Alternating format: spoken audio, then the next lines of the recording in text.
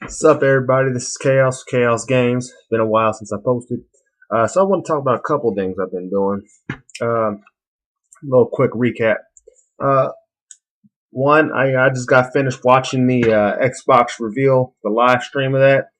Um, Now, and also, I got finished, a while back now. I played Dead Island Riptide.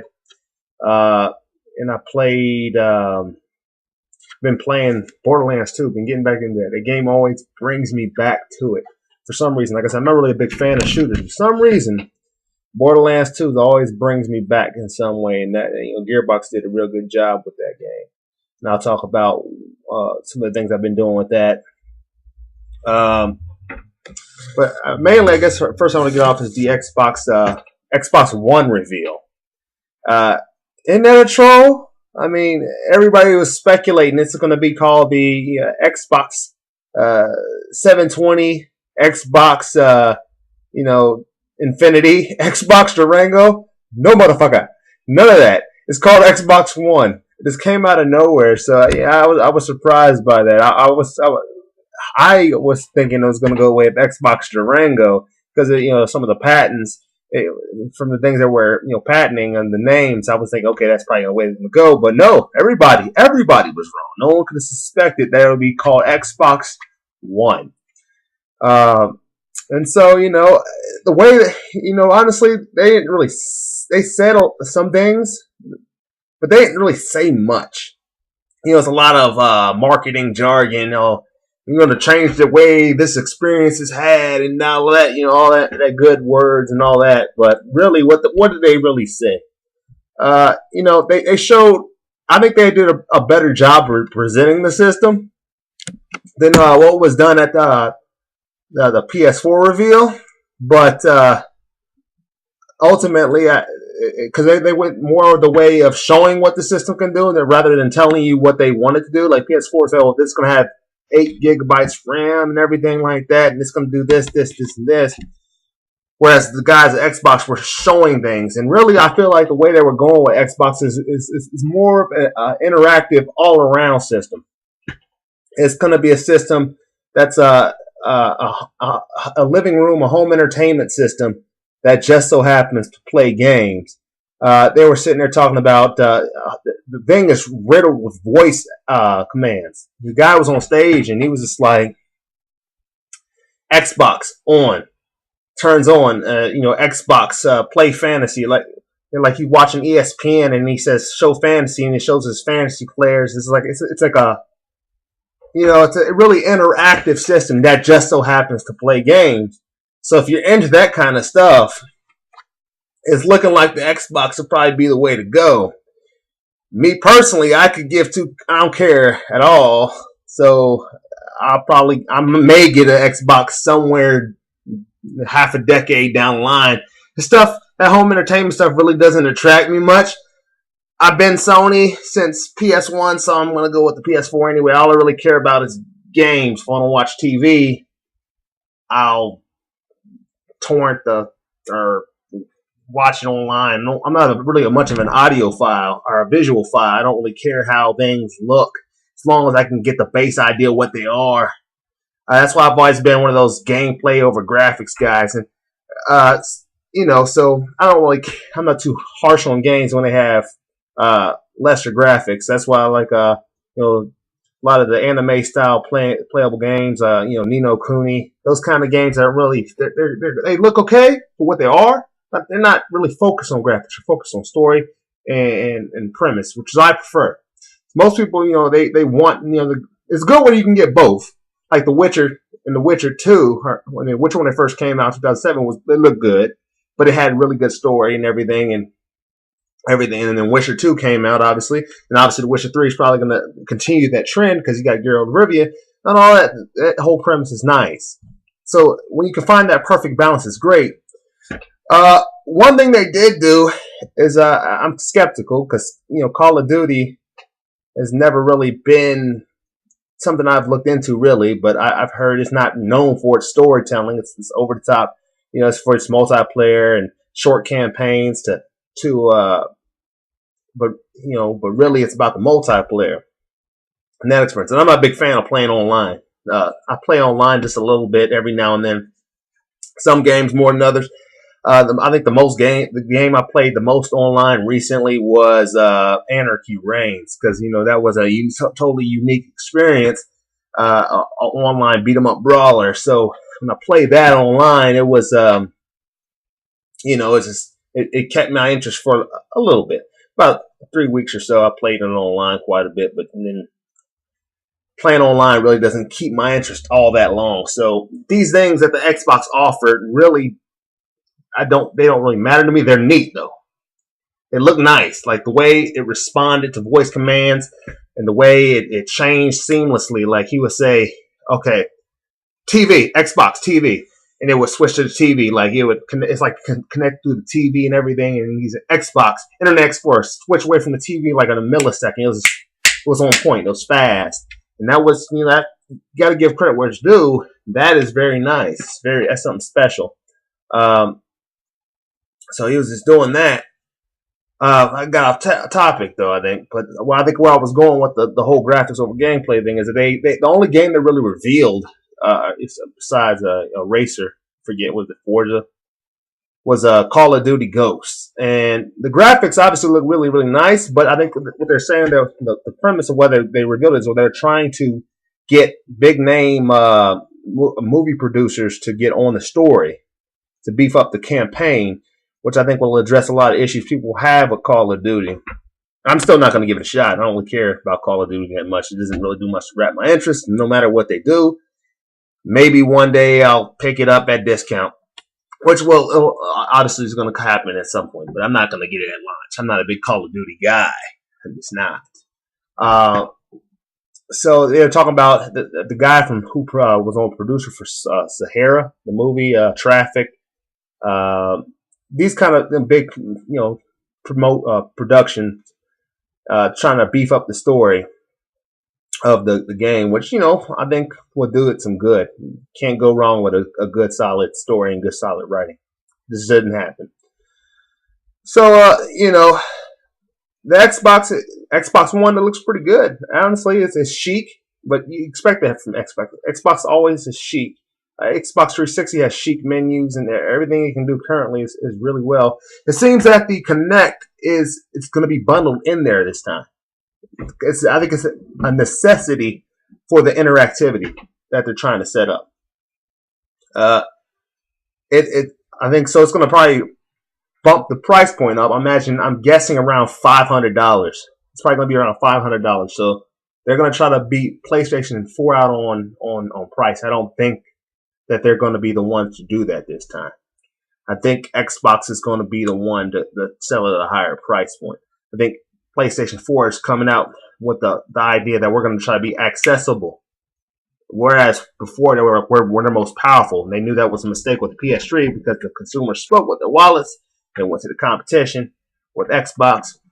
And then all of a sudden, this time they come out and change their pitch. We're accessible. We want to be accessible to the user. We want to be accessible to the game producers.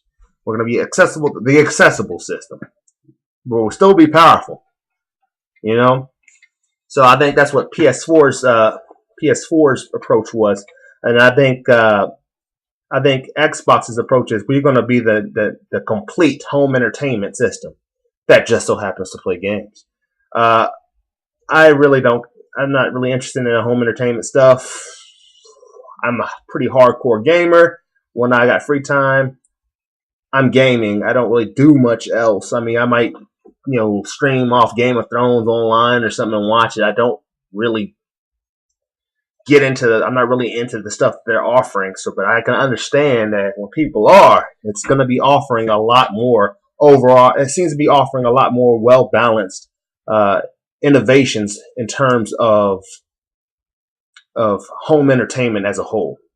And I think that's going to attract a lot of people to Xbox.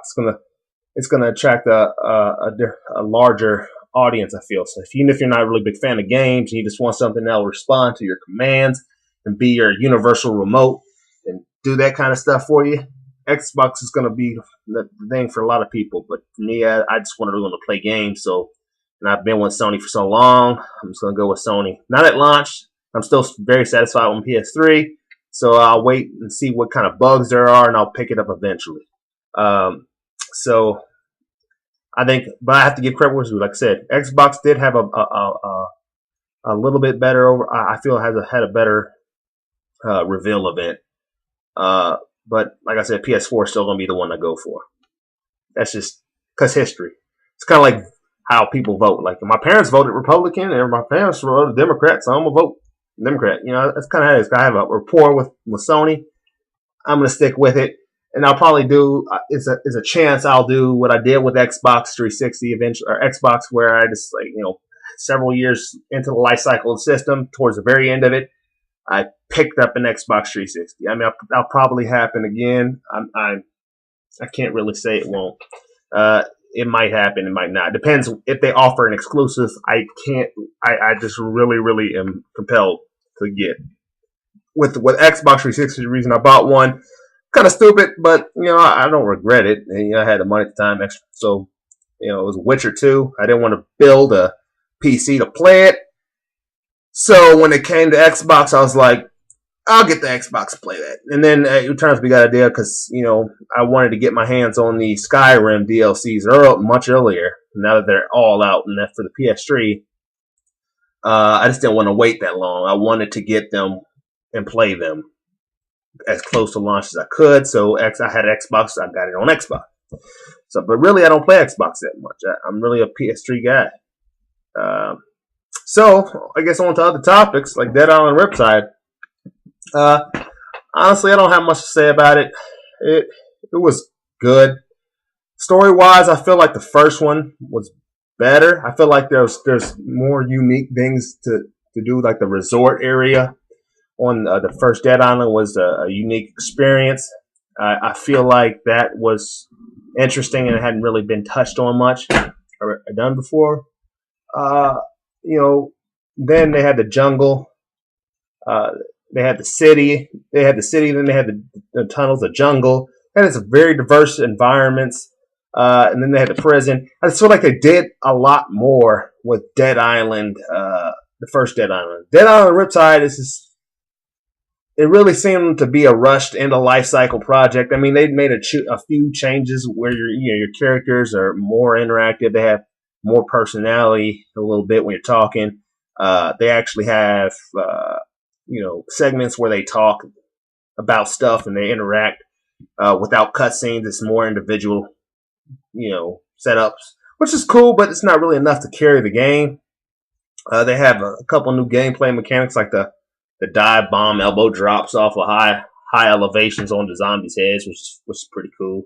You jump down off a cliff, someone punch them in the face. But really, the graphics are still the same, and they don't have as much diversity of environments. And quite honestly, I was playing through the game, and I was starting to get into it a little bit, and then it just ended. You don't really. I don't know if anybody else feels that way about it, but for me, the game just kind of ended. I was here. I did all the side quests I could find. And then I get to a certain point and end. That's it. I'm like, okay. So really, I have to say, out of the two, Dead Island Riptide did not impress me that much. I feel like they could have done a little bit more with the story, made it a little bit more engaging. And the ending itself was, well, not really up to par. So, I would say it's definitely worth a play, especially if you like the first Dead Island. But if you didn't like the first Dead Island, you're not missing anything. But I wouldn't buy it at full price, even though the price is deflated. I will say, however, then that, like I said, okay, that's pretty much all I have to say about that. It's not quite as good as the first one, or maybe because the first one had added something new and I'd seen it before, and they really just didn't innovate enough for the second one. I thought that I would be okay with that, but I guess when I actually got the game in my hands, start playing it, I really wasn't. Okay, so then I guess like Borderlands 2, like I said, Borderlands 2 for some reason keeps drawing me back in. I don't know, it does. The Psycho character, they put the Psycho character out last week or so, and I've really been having a ball with him. I mean, I wouldn't recommend playing with the Psycho character. He doesn't play well with others because he has a skill tree that allows your friends to hit you. So that dude, he does get stronger with damage he takes. I mean, you go into rampage almost, as much damage as you hit. He doesn't really have much of a cooldown rate. It's kind of like he takes damage, he gets angry, and then you explode and go on a melee rampage, which is cool, but yeah, it's focused on you having to be killing all the time. And so you might see that comes into a problem when you have bosses, because really bosses, you can't melee kill them that well because there's a lot of gimmicks. They're revolve around shooting them, and if they're flying, then it's going to be really hard for you to take advantage of the Psycho's gifts or his skills. So if they get on the ground, you can cause some hell really quickly. But if they're staying away from you, then you might have a few problems, and that's what you run into with the Psycho. Really though, I'm looking forward to the Tiny Tina DLC they have coming out, and that'll be the last one in June. And really, I've been very pleased with what Borderlands 2 has done.